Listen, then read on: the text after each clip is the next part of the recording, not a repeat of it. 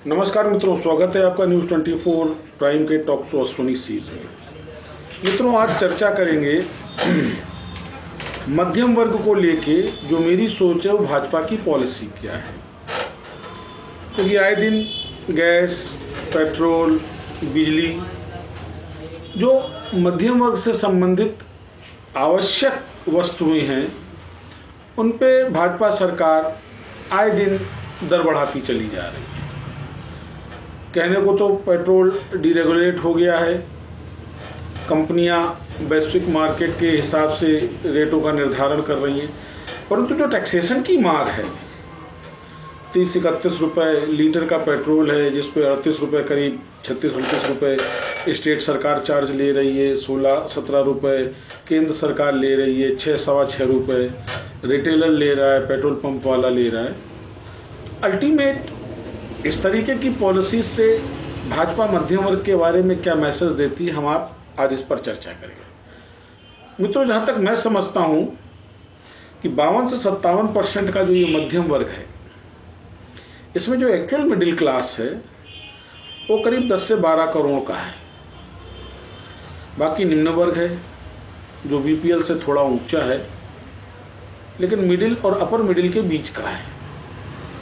Basic मार जो आती है आर्थिक नीतियों की, वो आती है 10 से 12 करोड़ उस वर्ग पर जो न जी सकता है न मर सकता है। उसके कॉम्प्रोमाइजिंग फैक्टर्स बड़े लिमिटेड हैं, एक हद से ज़्यादा समझौता नहीं कर सकता है। जिस तरह सरकार अपनी वाहवाही के लिए 2 रुपये किलो गेहूँ और 3 रुपये किलो चावल बांट रही है और ये सारा बोझ उठा करके इस वर्ग पर धर रही है, ये सोच करके कि ये जी रहा है, ये जी सकता है और ये बर्दाश्त करेगा।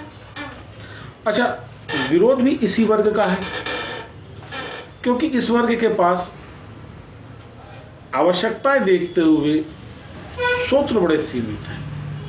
ये वो वर्ग है जो छोटा मोटा व्यवसाय करता है, छोटा मोटा उत्पादन करता है, मध्यम वर्ग की नौकरी करता है, 20-25-30 हज़ार कमाने वाला ये वर्ग, जिसका आधे से ज़्यादा बजट तो चला जाता है उसके घर और बिजली के खर्चे पे। हर एक के पास घर नहीं है, कहीं ना कहीं किराए पर है। भाजपा सरकार, जहाँ तक मैं समझता हूँ, विरोध के स्वर मुखरित करने वाले इस वर्ग को खत्म करने की दिशा में कार्य कर रही है। क्यों? 30 से 35 करोड़ वो लोग हैं जिनके पास कुछ है ही नहीं, न था, न है, न भविष्य में होगा। वो सरकारों की बहाने का आधार है और वो ऐसे प्रमाणित होता है कि जो 8 करोड़ सिलेंडर उज्ज्वला के नाम पर भारत सरकार ने बांटे हैं मोदी 1 और मोदी 2 गवर्नमेंट में, वो आज भी 60-65% अनरिफिल्ड है। क्योंकि जिस वर्ग को ये दिया गया है उसके पास इतनी आर्थिक क्षमता नहीं है कि वो इन सिलेंडरों को दोबारा रिफिल करा सके, तो देने का उचित, परंतु नहीं, सरकारी योजना है, सरकार को वाहवाही लेनी है, अपने को गरीबों का खैरखा बनाना है और कॉरपोरेट के लिए तो गवर्नमेंट पॉलिसियों पर पॉलिसियाँ ला रही है।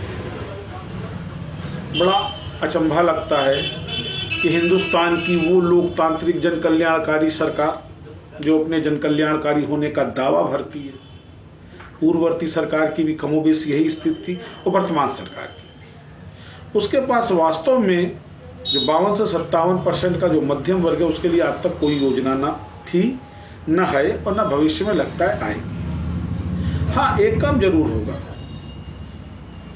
कि 2022-23 तक ये जो 8 से 12 करोड़ का जो ये थोड़ा सा middle class, actual middle class है, जो ना लोअर मिडिल क्लास है ना अपर मिडिल क्लास है, ये वर्ग जरूर समाप्त हो जाएगा और इसी वर्ग से विरोध प्रकटित होता है और भाजपा सरकार इस नीति के तहत दरों को मैनिपुलेट कर रही है कि ये वर्ग भी सिमट करके लोअर मिडिल क्लास में आ जाएगा और जो अपर मिडिल क्लास है वो हाल फिलहाल तो वेल टू डू है, पर अगर सरकार की यही नीतियां रही तो उसके दिन भी अच्छे नहीं।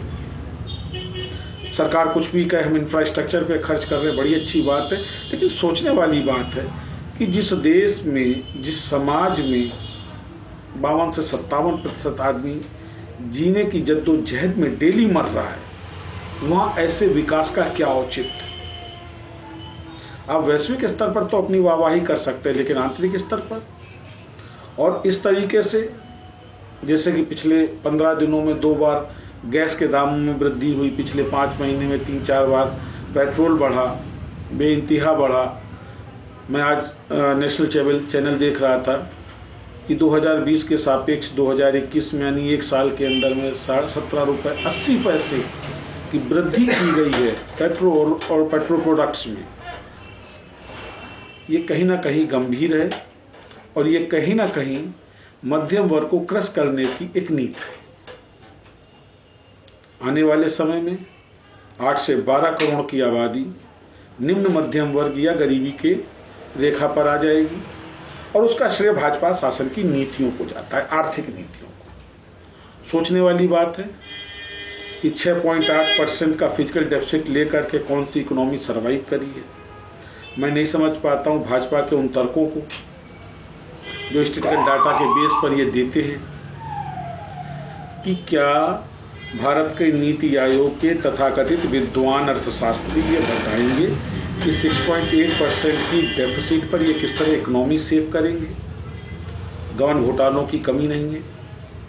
हालांकि पिछले 6.5 सालों में कोई भी सरकारी घोटाला प्रत्यक्ष नहीं हुआ है, लेकिन जिस तरीके से कोऑपरेटिव बैंकों में लूट और घोटाले हुए, जिस तरीके से बैंकिंग इंडस्ट्री में घोटाले हुए, जिस तरीके से बिजनेस मैनिपुलेट किए जा रहे हैं, ये भी लंबे छोटे स्कैम नहीं है। FCI का एक सर्वविदित घोटाला है। अरबों रुपए का अनाज हर साल भ्रष्टाचार और रिश्वतखोरी के चलते अच्छे और खाने योग्य खाद्य पदार्थों को सड़ा करके डिस्टिलरियों को वाइन बनाने के लिए, विस्की बनाने के लिए दिया जाता है।